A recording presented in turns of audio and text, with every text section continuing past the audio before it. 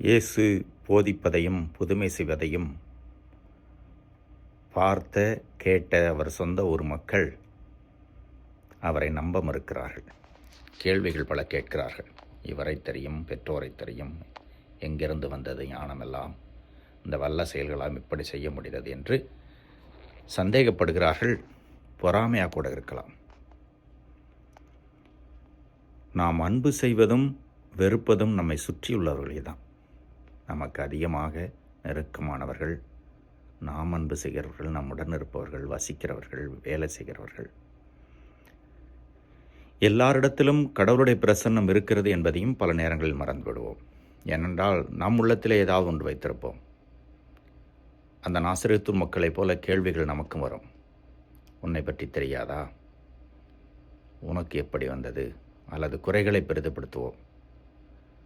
ஒன்றை இரண்டாக்கி 100ஆக்கி பெயரை கெடுப்போம்.